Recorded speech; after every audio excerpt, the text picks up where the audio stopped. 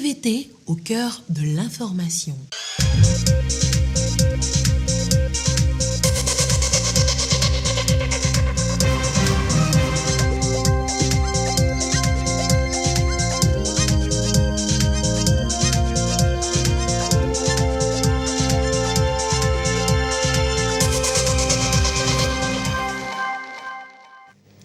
Mesdames, Messieurs, bonsoir. Le ministre Foli Bazi Katari, en charge de l'environnement, a échangé avec des artisans de différents corps de métier de la préfecture de Tchaoudjo. Échange axé sur la culture de la paix, l'artisanat et les actions de développement du chef de l'État, Faure Essozimna Nyasingbe.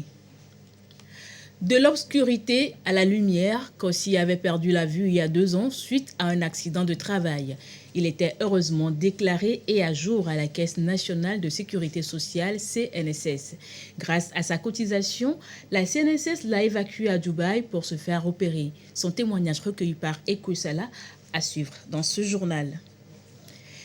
Et puis cette femme qui honore le Togo dans le domaine du sport, Vicencia est arbitre international. Elle a représenté le Togo avec brio lors de la CAN féminine 2022. Découverte en fin d'édition.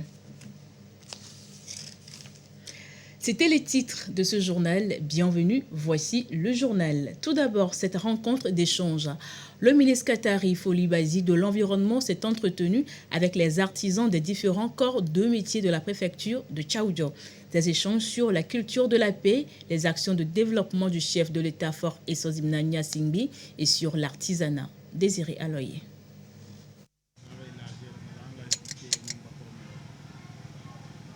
Le secteur de l'artisanat apporte beaucoup à la croissance économique. Pour booster le plan national de développement PND, le gouvernement togolais compte sur ce secteur porteur où l'initiative privée est dominante. Dans cette salle, les délégués des différents corps de métier dans la préfecture de Tchaoudjo. En face, le ministre Katari Foli Bazi, natif du milieu, accompagné du président national des unions des chambres régionales des métiers du Togo et d'autres personnes ressources pour des échanges autour des axes de développement du chef de l'État, Faure Essozimna Nyasingbe. L'artisanat, un secteur clé qui ne peut émerger davantage que dans la sécurité et la paix. Le PND, ça ne peut pas réussir s'il n'y a pas le secteur privé. Et vous savez que quand on parle du secteur privé, l'artisanat joue un rôle très important. Donc la feuille de route même actuelle, et je crois que le patron, le chef de l'État, lui a pris la mesure des choses. Pour lui, notre pays ne peut se développer que lorsqu'on met un accent particulier sur ses activités informelles et surtout ses activités privées. Nous avons profité de la situation aussi pour sensibiliser les nôtres, pour que nous puissions vaquer librement à nos occupations. Il faut qu'il y ait la paix et surtout qu'il y ait la sécurité.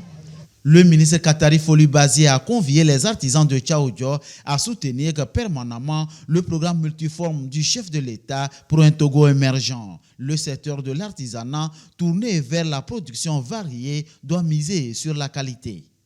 Nous sommes portés et garant tout mon bureau, pour effectivement accompagner le gouvernement afin que nos artisans et nos artisanes puissent avoir effectivement d'abord une très bonne formation, une bonne qualification. Cette rencontre avec le ministre relance en quelque sorte nos activités.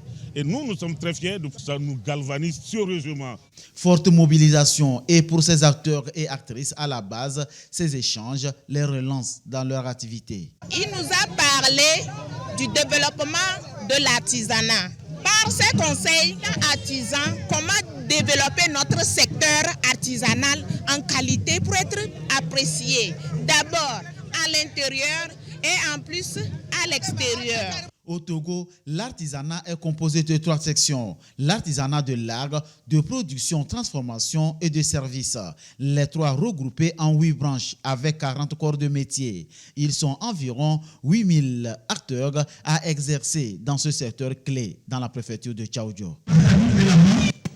Les chiffres de cette édition, 220 millions de francs CFA. C'est la contribution que Lions Club International vient d'apporter à la région des Savanes. Et c'est pour assurer l'accès à l'eau potable. Ces fonds permettront de financer 45 bonnes fontaines. Gérard Lagoudou. Lentement mais sûrement, le Togo tend vers la couverture totale en eau potable, conformément aux objectifs de développement durable ODD d'ici à 2030. Et déjà, les bonnes volontés se mobilisent autour de la feuille de route gouvernementale 2020-2025 qui se met progressivement en œuvre pour ne laisser aucun Togolais de côté.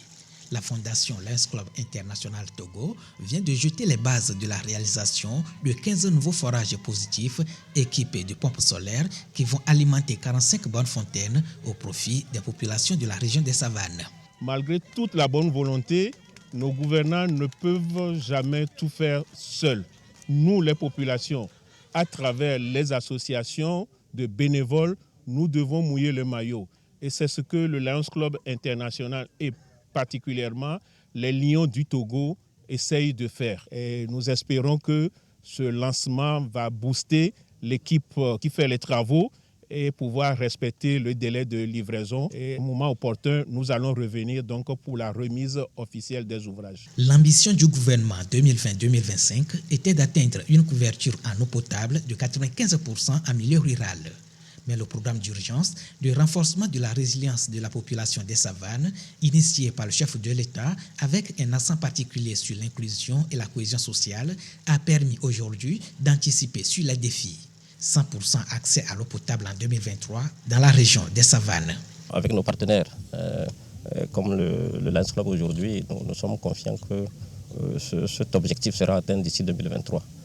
Nous y travaillons et comme on dit chez nous, le serpent se mange morceau par morceau, donc le Lions Club nous a permis déjà de manger un petit morceau et donc on va continuer.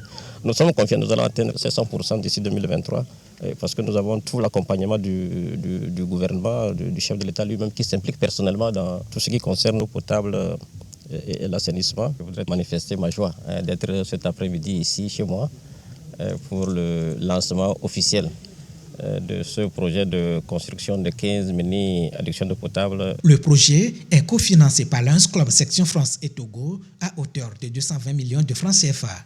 Son impact n'est plus à démontrer dans la vie de plus de 22 500 habitants dans la région des Savanes. Fini donc les maladies hydriques, la pénurie en période de sécheresse et les longues distances à parcourir pour accéder à cette denrée vitale. L'élevage, les activités maraîchères et bien d'autres encore y puiseront également pour leur compte. Sur le terrain, un accident est vite arrivé. C'est le cas il y a 2 ans, un accident de travail au cours duquel Kossi, un jeune technicien de la trentaine, a perdu la vue. Et grâce à sa cotisation sociale, la Caisse nationale de sécurité sociale CNSS l'a évacué à Dubaï pour son opération.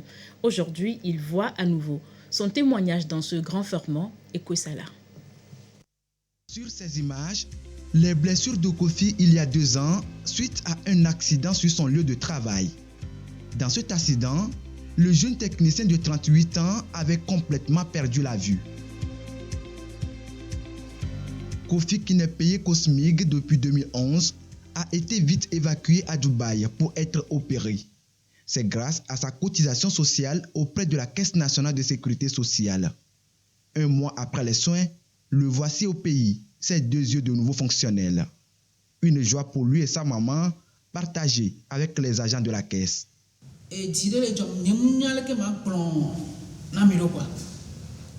Pendant bientôt 2 ans,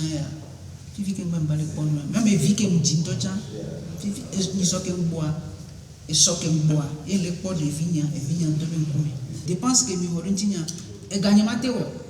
Et gagné Jamu et 11 ans, 12 ans, et millionnaire à Joano. A gagné le temps, les sous 10 000 dollars, alors 6 000 dollars par mois au Dinanam. Et on l'avait au dos, mais on gabiré. À peu pour le dynamique. Mais Fifia, un téléphone. Nyam soebena Caisse nationale peut-être on l'a nous égaré la siwa on l'a sauvé dans le fond on a trop d'eau bena ni attention activité on y minya bena ne ole du ade mi ne kayawa il a va kwera menti on anya munyo fie mvali nyele entia ma odeka ne da akbena mi. Si Kofi est envoyé à l'étranger pour des soins, c'est parce que les plateaux techniques nationaux ne pouvaient pas mieux prendre en charge sa blessure. Son évacuation a été possible grâce à la collaboration entre la CNSS et l'hôpital Dr Lafayette. Dr Lafayette, l'un de ses objectifs, c'est d'appuyer la CNSS dans ces situations. Quand il y a des accidents de travail, essaie dans quel hôpital envoyer tous ceux qui sont affiliés à la CNSS. Donc, comme ce patient ne pouvait pas être pris en charge à Lomé parce que le plateau technique faisait défaut, on a dû commencer par faire notre travail, celui de contacter les hôpitaux partenaires pour voir s'ils pouvaient traiter notre patient. Donc ça a été, on n'a pas eu de difficulté en tout cas, parce que le travail avait été déjà fait en amont. Donc le patient, je crois qu'il est satisfait, il a retrouvé la vue, il marche seul, il n'a plus besoin de soutien, je crois qu'il est content. Le cas de Kofi n'est pas isolé. Les accidents de travail sont de plus en plus fréquents dans les entreprises togolaises, faute de mesures de protection. Certains s'avèrent graves, parfois mortels. Et pourtant, ils peuvent être évités si des dispositions sont prises au préalable. Il y a des arrêtés aujourd'hui qui organisent le comité sécurité santé au travail. Ce comité va évaluer tous les risques, faire la cartographie des risques et élaborer un document que nous appelons le document unique. Dans ce document, vous aurez les risques que nous avons et puis comment arriver à les maîtriser. Mais malheureusement aujourd'hui, peu d'entreprises sont arrivées à mettre en place ce comité et ceux qui sont même là ne sont pas fonctionnels. C'est déplorable. Dans le cas de notre victime qui a été prise tout dernièrement en charge à Dubaï, s'il y avait d'abord, en parlant de mesures préventives collectives, on allait mettre en place.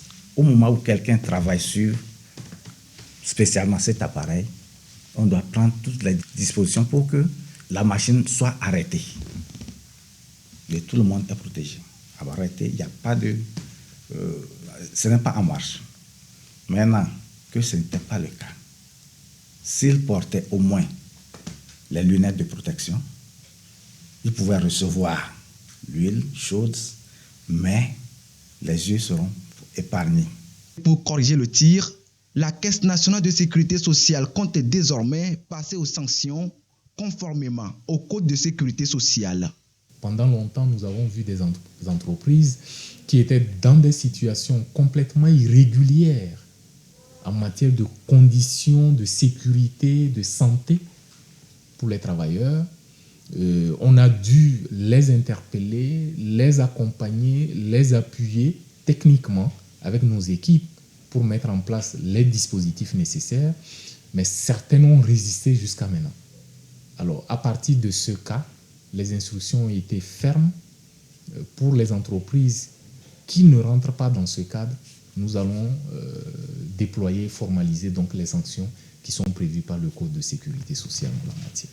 L'une des obligations à ne pas négliger par les entreprises, c'est aussi la déclaration des agents. Leurs cotisations sociales doivent être régulièrement versées pour plusieurs raisons. C'est une obligation établie par le législateur conformément au Code de sécurité sociale.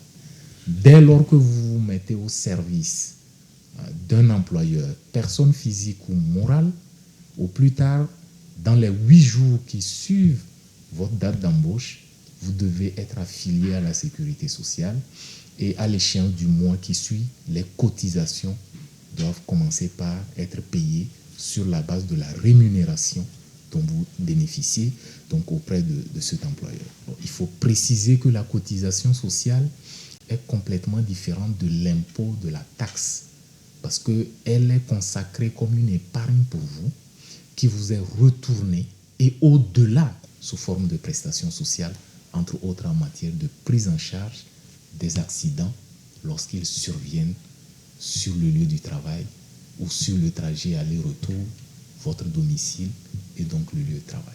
Kofi devra retourner à Dubaï dans quelques mois pour la réparation de sa paupière droite. D'ici là, le plateau technique de Dr Lafayette pourra être opérationnel. Il permettra de mettre fin à des évacuations sanitaires, comme c'est le cas avec Kofi.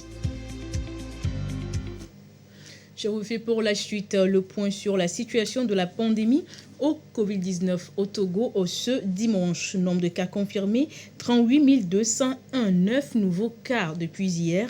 Nombre de personnes guéries, 37 734, 50 nouveaux guéris depuis hier. Nombre de cas actifs, 186. Nombre de décès, 281.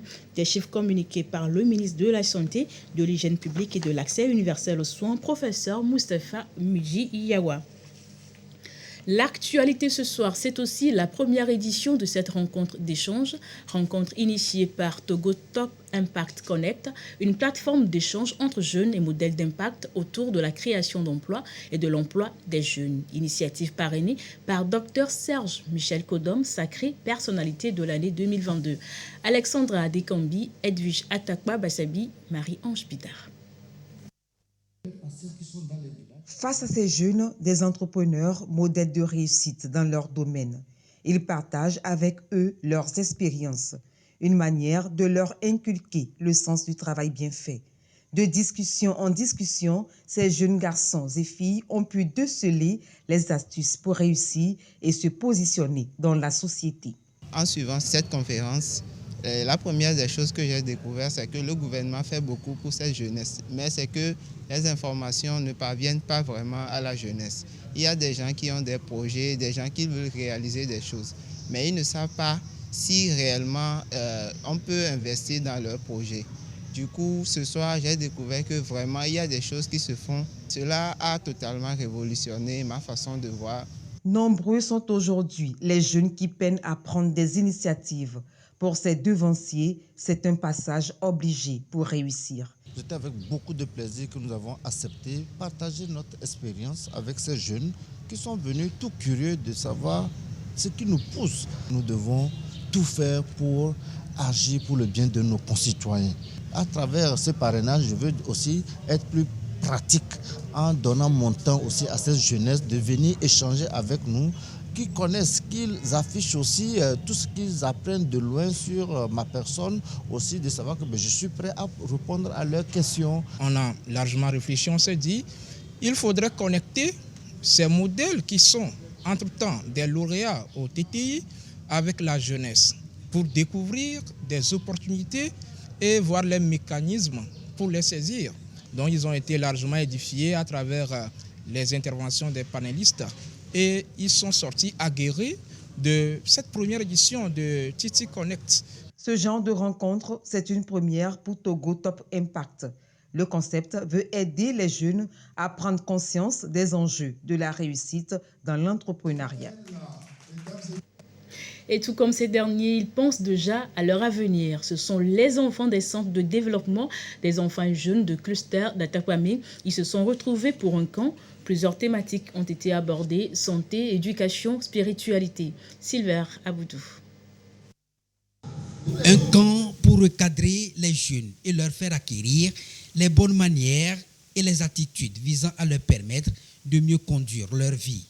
Ces enfants sont ceux des centres de développement C2J issus de 3 préfectures, notamment Agné, Ogou et Amou. À travers ce camp, ils vont se familiariser avec des thématiques pour mieux développer leur sens spirituel, éducatif, entre autres. C'est de pouvoir aider ces jeunes-là à grandir, à avoir un bon développement. Si vous regardez le thème de notre camp, c'est d'enflammer les étincelles qui sont dans ces jeunes-là. Donc nous sommes en train de les réunir ici pour pouvoir faire éclore les talents et les désirs qui sont en eux pour leur développement. Nous avons des sections qui vont parler de la santé. Nous avons des sections également qui vont parler du côté spirituel de ces jeunes-là, c'est-à-dire la vie spirituelle de ces jeunes-là, c'est de les aiguiser plus davantage. Ce camp est à sa première édition, un engagement des églises partenaires avec l'appui de Compassion Internationale, un élan pour d'ores et déjà orienter les jeunes à préparer leur avenir. Nous avons réuni tous ceux qui ont 14 ans ou plus, et ils sont au nombre de 262 qui sont présents à ce camp. Et c'est très important pour nous parce que c'est la phase de puberté. Il faut les préparer afin qu'ils puissent affronter la réalité. Et c'est pour ça que nous avons placé le thème pour ce camp que briller comme un flambeau au milieu d'un monde corrompu et pervers. Parce qu'aujourd'hui, nous-mêmes, nous savons tout ce qui se passe. Et les enfants sont comme des étincelles à enflammer. L'objectif, contribuer à l'épanouissement des jeunes à travers la mise en place d'un cadre favorable à leur développement holistique, surtout les amener à bâtir leur vie fondée sur la foi chrétienne. À l'étranger, grâce présidentielle accordée ce samedi par Alassane Ouattara à son prédécesseur Laurent Gbagbo. Ce dernier était sous le coup d'une peine de 20 ans de prison dans son pays, la Côte d'Ivoire. Et c'est pour renforcer la cohésion sociale. Annonce faite dans le discours prononcé par le président ivoirien à l'occasion du 62e anniversaire de l'indépendance du pays. Nouveau signe de l'apaisement en cours en Côte d'Ivoire.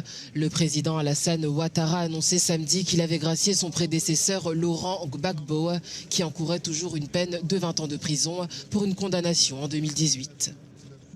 Dans le souci de renforcer la cohésion sociale, j'ai signé un décret accordant la grâce présidentielle à M. Laurent Gbagbo, a déclaré le chef d'État ivoirien dans un discours à l'occasion du 62e anniversaire de l'indépendance du pays ouest-africain. Acquitté en mars 2021 de crimes contre l'humanité par la Cour pénale internationale, Laurent Gbagbo restait néanmoins sous le coup en Côte d'Ivoire d'une lourde condamnation pour le braquage de la Banque centrale des États d'Afrique de l'Ouest pendant la crise post-électorale du pays. Cette grâce arrive peu après une rencontre le 14 juillet entre Alassane Ouattara, Laurent Gbagbo et un autre ancien président, Henri Konan Bédié. Le président Ouattara a en outre indiqué avoir signé un décret accordant la libération conditionnelle à 2 anciennes figures de l'appareil militaire et sécuritaire du régime Gbagbo, condamnées pour leur rôle dans la crise de 2010-2011. Il s'agit du vice-amiral Vagba Fossigno, ex-patron de la marine, et du commandant Jean-Noël Abéi, ancien chef de l'escadron blindé de la gendarmerie du camp d'Agban à Abidjan. Des dizaines de personnes ont manifesté dans une station balnéaire italienne. Elles dénoncent ainsi le meurtre d'un vendeur de rue nigérien. Justice pour Alika, c'est le slogan de cette manifestation. Justice pour Alika, c'était le slogan de la manifestation organisée hier dans la ville italienne de Civitanova Marche.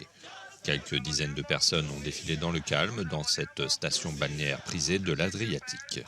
La veuve de la victime et 2 de ses frères étaient en tête du cortège.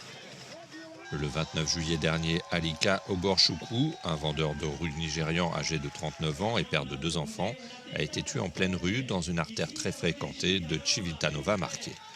Des vidéos qui ont largement circulé sur les réseaux sociaux montrent son assaillant le maintenant plaqué au sol et l'étranglant sans que personne n'intervienne. Ce crime commis dans une indifférence générale a choqué l'Italie tout entière. Depuis, un suspect, un Italien qui souffrirait de problèmes psychologiques, a été arrêté et inculpé pour meurtre. Mais la police écarte l'hypothèse d'un crime raciste. Beaucoup en Italie craignent que cette affaire soit instrumentalisée en vue des élections législatives du 25 septembre prochain. L'immigration est l'un des thèmes de campagne que veut porter l'extrême droite. Retour en page nationale avec la première édition d'English Within Your Reach Dialogues, initiative qui veut amener les Togolais à s'intéresser à l'anglais. Un programme d'échange d'idées et d'expériences. Quoi Siglé et Sandra Aziagbe. Une nouvelle initiative pour la promotion de la langue anglaise au Togo, English Within Your Reach Dialogues. Entendez l'anglais dans vos conversations. Le projet vise à améliorer le niveau d'anglais au sein des communautés.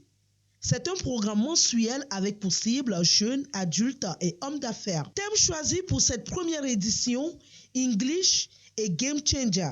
En français, l'anglais, un moteur de transformation. English Within Your Reach, c'est d'abord une émission radio que j'anime qui a pour but de produire un contenu de qualité aux auditeurs afin qu'ils puissent maîtriser leur anglais. Donc aujourd'hui, nous lançons English Within Your Reach Dialogues. Ça veut dire les dialogues de English Within Your Reach afin de permettre aux Togolais et aux francophones de pratiquer l'anglais en dehors du cadre scolaire et universitaire. Donc notre attente après cet événement, ou au fur et à mesure, c'est de pouvoir voir assez de Togolais parler l'anglais de façon courante en réalité. Je suis vraiment satisfaite du résultat. En plus de relever le niveau de l'anglais au Togo, le projet attend aussi créer une plateforme de connaissances pour faciliter la pratique et l'apprentissage de la langue anglaise. Commonwealth, les perspectives, tout ce que moi je vois, c'est une ouverture. Ouverture même un peu plus dans le monde plus large. Un monde plus large parce qu'il y a une autre 54 pays ou 55 pays avec lesquels le Togo peut faire des affaires, peut faire des échanges entre les étudiants, peut faire même les échanges culturels. Moi, je vois une situation où un peuple peut avoir un peu plus d'opportunités culturelles, d'opportunités sociales, d'opportunités d'affaires, d'opportunités même de réflexion. Ça va être une source d'encouragement pour ceux qui le regardent et disent oh, cet anglais-là, on ne sait jamais. Mais quand ils voient que n'importe quelle personne qui a quelques mots pour le mettre ensemble, pour parler, pour s'exprimer, ils seront encouragés. C'est un projet formidable à accompagner. Nous venons tout juste d'adhérer au Commonwealth. Ce projet, voilà, c'est à un stade embryonnaire. Je crois qu'il faut l'accompagner. Pour les amoureux de la langue de Shakespeare, le rendez-vous est pris pour le 17 septembre au centre École Village de Davier. Dans le reste de l'actualité, les meilleurs élèves du lycée de Bénédicte Copé ont été primés. C'est une action des anciens élèves de cet établissement. Ces derniers encouragent ainsi l'excellence en milieu scolaire. Norbert Agbedanou et Koussala. Des anciens élèves aux côtés de leurs frères cadets. Un lien de solidarité basé sur l'excellence en milieu scolaire. En témoignent ces prix remis aux meilleurs élèves de l'année scolaire 2021-2022. Les bénéficiaires promettent faire mieux. Je suis très honorée par le prix que je viens de recevoir. Je remercie les enseignants et tous les initiateurs de ce prix, ainsi que tous les invités et les autorités qui nous ont assistés pour la remise de ce prix. Je promets d'en faire bon usage et d'exceller plus l'année prochaine. Je remercie mes enseignants, mon proviseur, tous ceux qui m'ont encouragé à me féliciter, à bien le faire. Cette initiative est à sa 3e édition. Ces retrouvailles sont aussi une occasion pour les anciens élèves de mener des réflexions par rapport aux actions de développement du lycée Bénédicte Copé. L'excellence appelle à la discipline, au respect de l'ordre établi depuis la cellule familiale. Et c'est pour ça que je voudrais remercier très sincèrement le ministre Kokoroko qui nous a donné les moyens pour pouvoir parcourir les établissements, en commençant par le lycée de Bénédicte. L'excellence que nous célébrons aujourd'hui, c'est avant tout grâce aux professeurs qui enseignent jour et nuit parfois les élèves, pour que ces élèves-là deviennent des gens bien formés, éduqués pour travailler pour le développement de notre pays. Si j'ai un message pour nos élèves, c'est de travailler, de respecter l'autorité depuis la maison, de respecter les premiers responsables de l'école et ils vont connaître le succès que beaucoup d'entre nous ont connu. Le geste est salué par les responsables du lycée, les autorités locales et traditionnelles de la commune Golfe 1. Rendez-vous l'année prochaine avec bien plus de meilleurs résultats. De l'excellence en milieu scolaire, passons à l'excellence dans le domaine du sport. Au Togo, il y a des femmes qui honorent le pays dans ce secteur. Et c'est le cas de Vicentia Amédomé, arbitre international. Elle a dignement représenté le Togo lors de la CAN féminine 2022. Parmi les 40 arbitres retenus, elle a occupé la 3e place après l'Afrique du Sud et le Maroc.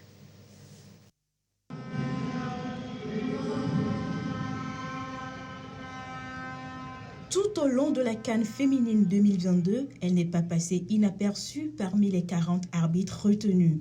La Togolaise Vicentia Ignonam Amédomé, avec son sifflet, a tenu sur tous les terrains, comme ici lors du match Zambie-Nigeria.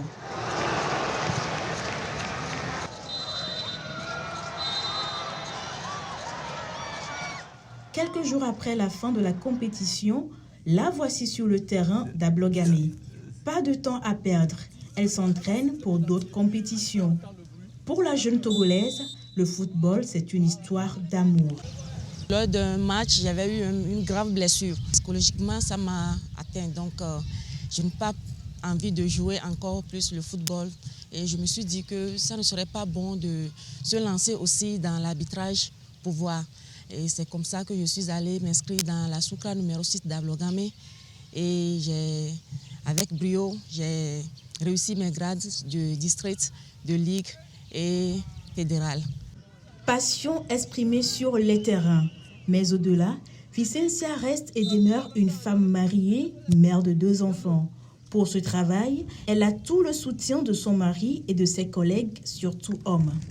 Par rapport à mon mari, il me soutient beaucoup. Il me soutient. Si je pars, la responsabilité revient à lui.